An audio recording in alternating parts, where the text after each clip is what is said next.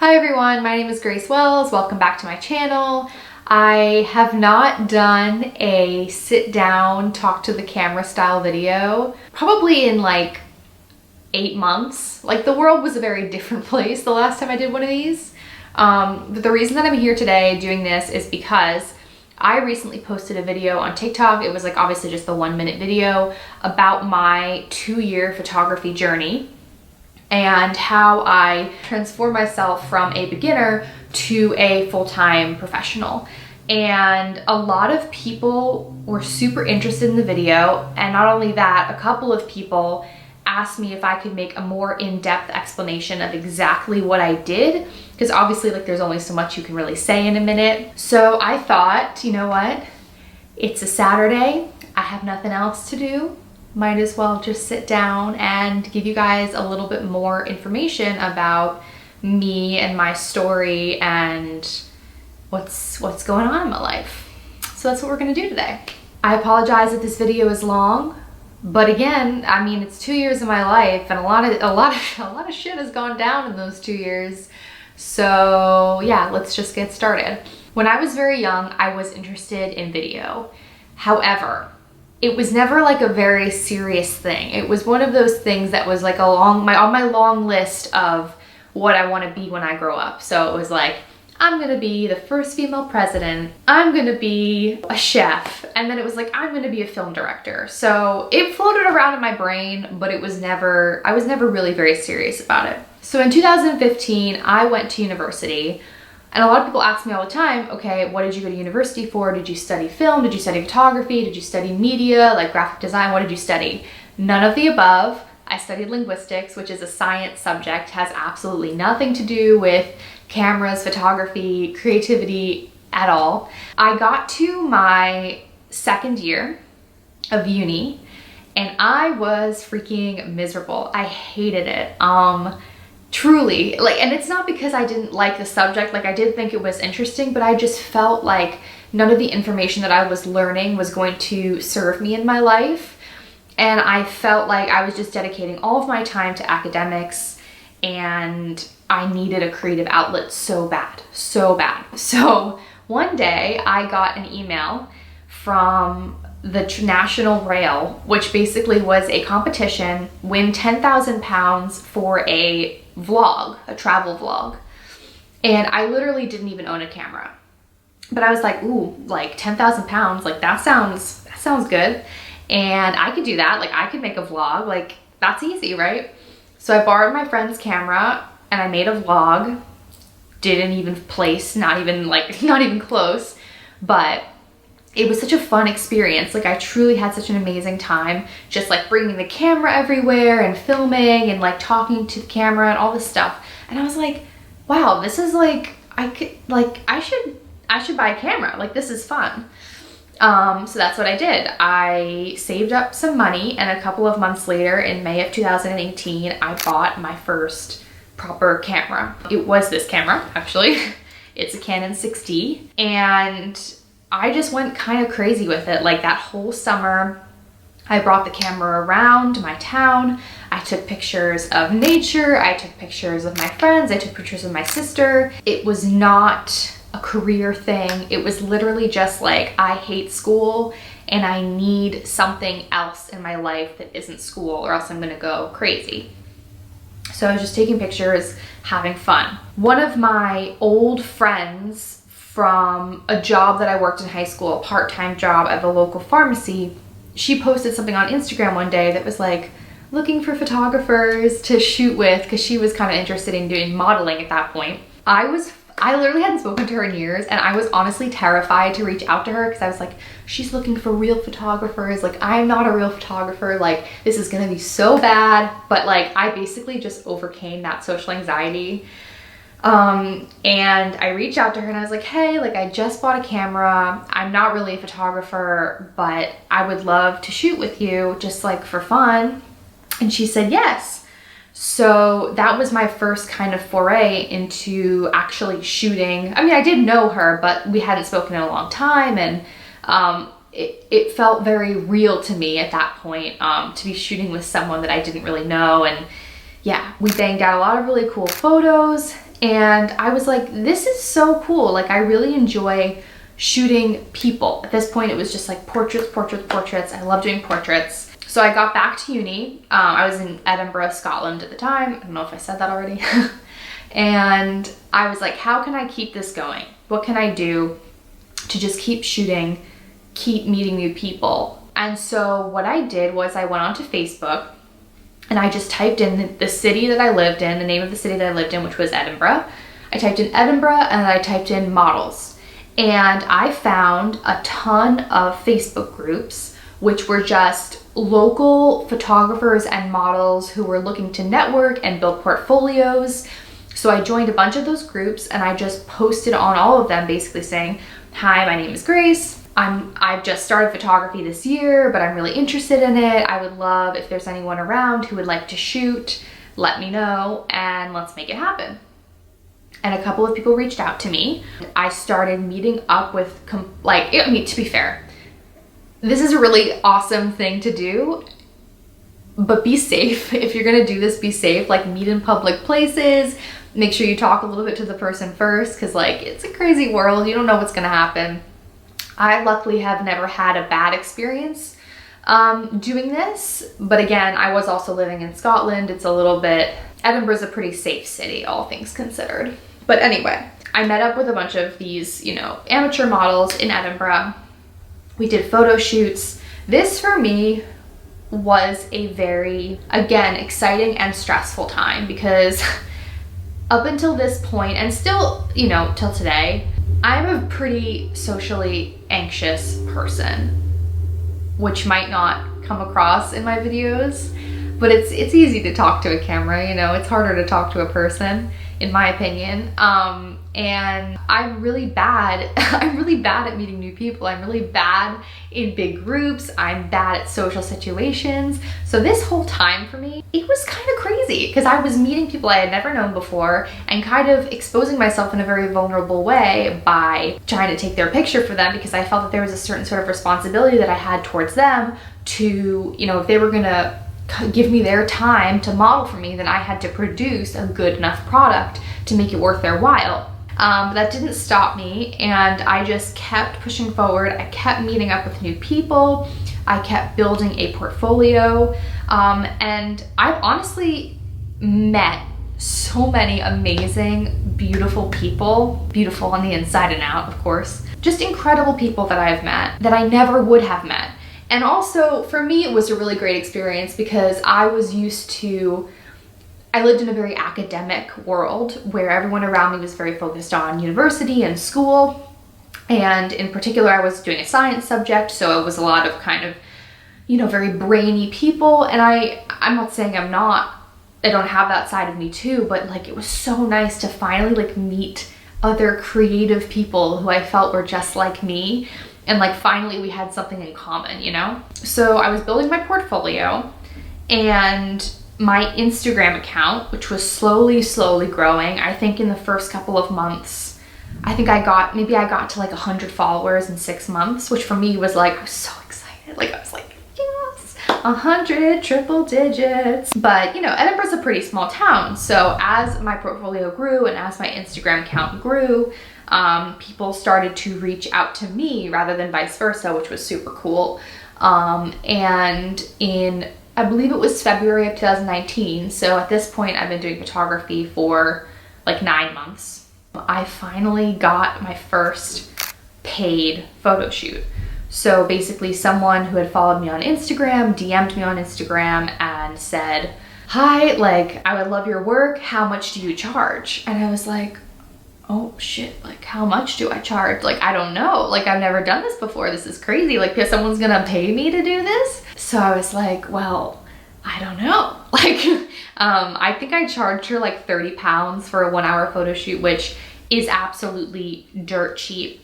But mind you, at this time, I was still very much a beginner. And while I had gotten like the composition skills down, the technical skills, I was still like absolutely miles away of where, a professional photographer is. At this point, I may have actually still been shooting in automatic. Like, I don't even know if I was shooting in manual yet. Not to say that I wasn't learning a lot, again, about composing my photos and about editing my photos, but the actual physical camera, like aspects of the aperture and the ISO and the shutter speed and all the things that you really need to know, like the basic stuff, I still did not have an incredible grasp on yet. And so that's why I charged so little, because I was like, honestly, I don't feel comfortable charging what a professional photographer would charge for a non-professional service. And I think that's fair enough. That is how I got my first paid photo shoot. And from there, I started to get more photo shoot opportunities. And what I found was the more that I posted on social media, the more that people were reaching out to me for opportunities of kinds of shoots that I had never done before as well. So not only were people reaching out to me for portrait photography, but someone would reach out to me and say, hey, have you ever shot a couple? And I would be like, no, but I could try. And you know, I started to do some couple photo shoots, and I actually got asked to shoot a wedding, which I ended up doing, again, for incredibly cheap because I was still not quite the level I needed to be at.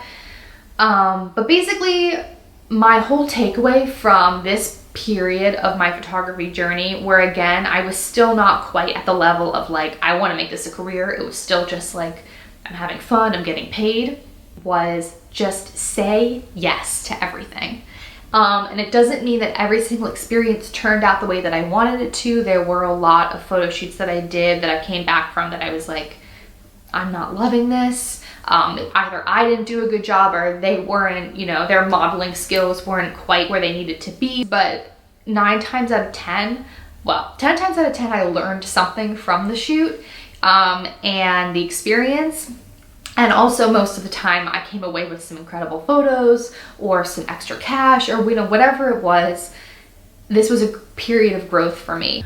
I was not doing a whole lot of formal studying online. I wasn't taking any courses or anything like that. But the more that I used my camera, the more that I played around with it, the more that I changed the settings, the more I kind of wrapped my head around what different things meant, what it meant to have a wider aperture, what the impact on the image was when you did that versus a narrower one, the impact of different shutter speeds. I kind of learned that just by trial and error. And that's what I really would recommend doing. I think, you know, maybe everyone's different, but for me, that is really the only way that I was able to truly understand what the heck my camera was doing and how to manipulate my camera to get it to capture the images that I wanted it to. We're now in early 2019. I wanted to start doing video. I was just really interested in doing video.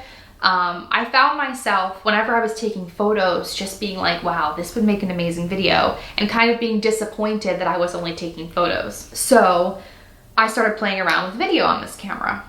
And I would not recommend this camera for video. I was having a really hard time with this camera trying to get video. This camera was really built for photography, and it is amazing. I really would recommend this camera for photography, but not for video.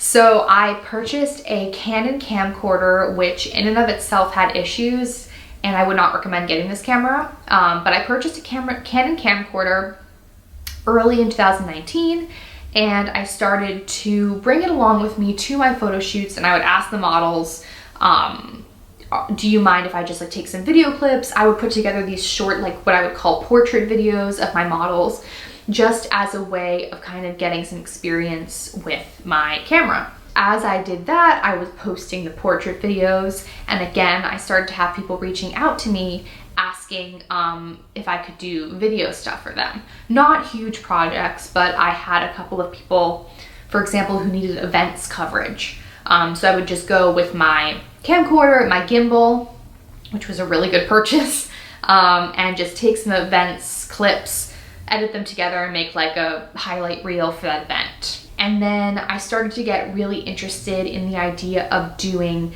brand videos. So what I really wanted to do was I wanted to make videos for businesses in my area, not necessarily advertisements, but videos that they could post on social media that kind of gave their customers a sense of who they were as a brand. I really wanted to do that. Obviously, at this point, because I didn't really have anything remotely like that in my portfolio at all, I was not getting inquiries for that sort of work. And I also find that a lot of businesses, if they have the budget to do video, they're not about to go on Instagram and hire some like random videographer. Usually it's like through an agency. So no one was reaching out to me to make brand content or promotional content. But I really wanted to make it happen. So I decided I was just gonna make it happen. Like, I didn't care, I was gonna make it happen. Going back to the whole social anxiety aspect of my photography journey, this is where it hit its peak, because what I was doing at this point was almost like essentially cold calling businesses, asking them to give me the time of day. I kind of made a list of a bunch of local businesses that I thought would be a good fit for a brand video. It was a lot of food-oriented places, like probably for a large part because I just love food and I'm obsessed with food. So I like reached out to an ice cream place, a cafe, a bakery, like all these different kind of cute little local things going on in my area. And I would write an email and I was basically just like, hi, my name is Grace. I have a video camera and I want to use it. Would you mind if I come in and make a video for you free of charge? Again, because I wanted to build my portfolio, so I didn't feel comfortable charging them at this point because I just felt like, what if it comes out crap? Like, that's not good. So I just offered to make videos free of charge for a bunch of people. I probably reached out to a good 25 businesses. 2 said yes, which kind of blew my mind at the time, and like honestly still does a little bit. Because I felt like, you know, there was almost nothing for them to lose. It was free. I mean, I was basically telling them, I'll be a fly on the wall, like I'm not gonna get in your way. Just let me film you working and let's make something cool. But, you know, a lot of people are hesitant to take on a project like this, or they don't want to let someone into the fold. They don't want to let someone into their, you know, the restricted areas of their business, like the kitchen or whatever. They don't want the liability. I get it.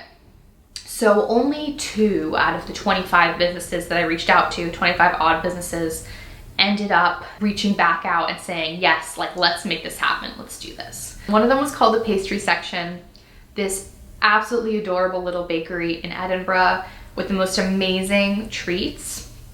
And the loveliest owner I've ever met in my whole life. She was literally such a sweetheart. She was like, absolutely, come in, make your video, like what, like I'll give you a lifetime supply of cakes, like by all means. Like, I was like, yes, a lifetime supply of cake. You're speaking my language. And the other one was a vegan, oh my god, what was it called? Pumpkin Brown. It was called Pumpkin Brown. It was a vegan cafe in Edinburgh. For both of these businesses, we set aside a date. I went in with my video camera for an hour or 2 and I just filmed, and I cut together some brand videos for these 2 businesses, and they were absolutely thrilled. They loved them. I was absolutely thrilled because I had such a fun time making them.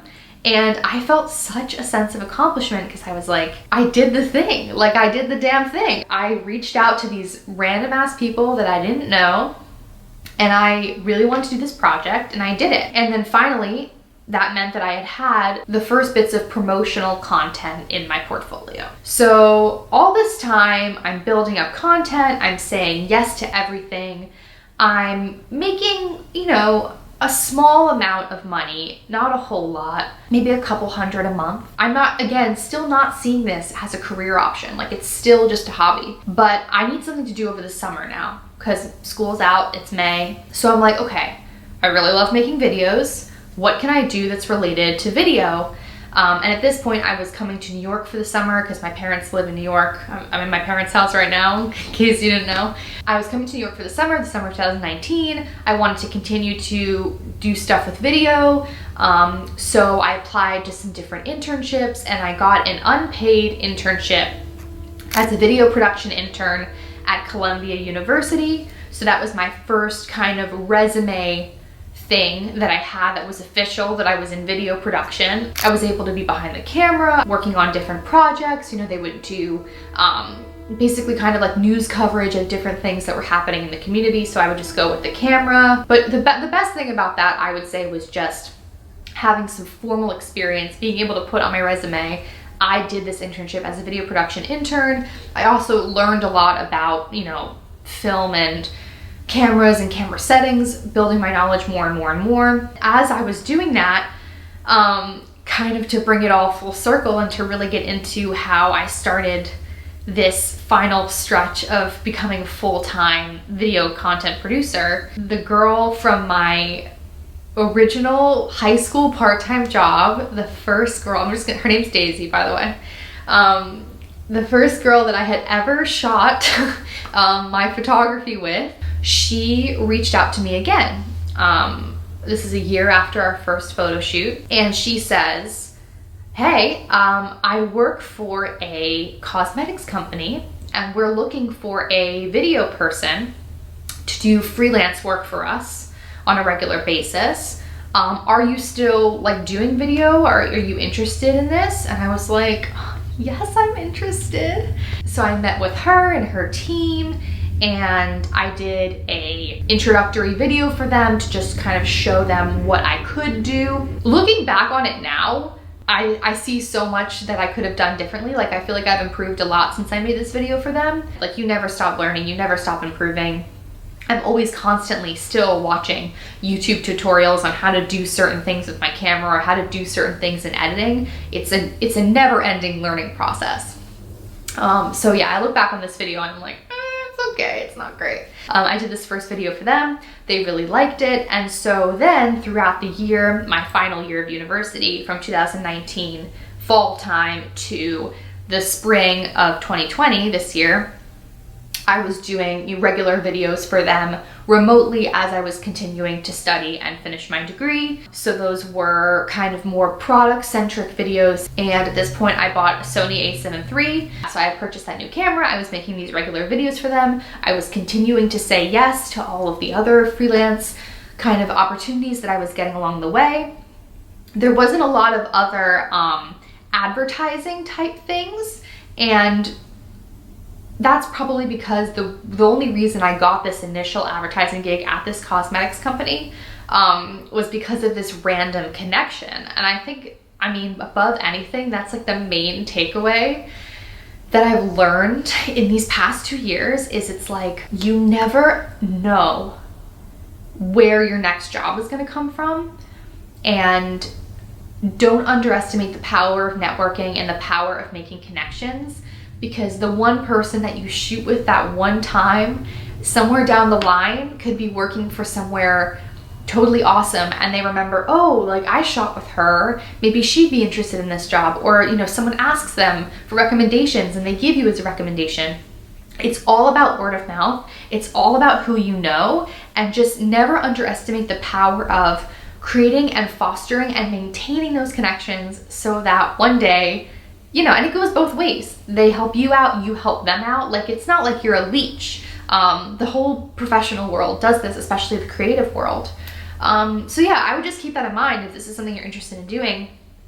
Make sure when you meet new people to maintain those relationships, because you just never know. You never know what they might need, what you might need, and how you might be able to help each other out down the line. So I continued to work for them as I was finishing up my degree. This is around the time that the world got a little crazy in March. The UK went into lockdown. I was stuck in my house, and that's when I signed up for TikTok, and the rest is kind of history with that. I signed up. I literally had no idea what the app was. I was asking like all my young, cool friends. By young, I mean like 17, people I worked with, because I worked in a restaurant as well to make some extra cash. I was like, hey, so like TikTok, can you, like, can you explain? And even they were like, yeah, I don't know, man, like, I just don't know. But I was just kind of like posting random things on there. The first video I did got like 30 views. I was like, 30 views. So it's like more than any YouTube video I'd ever done. I just kept continuing to create in lockdown.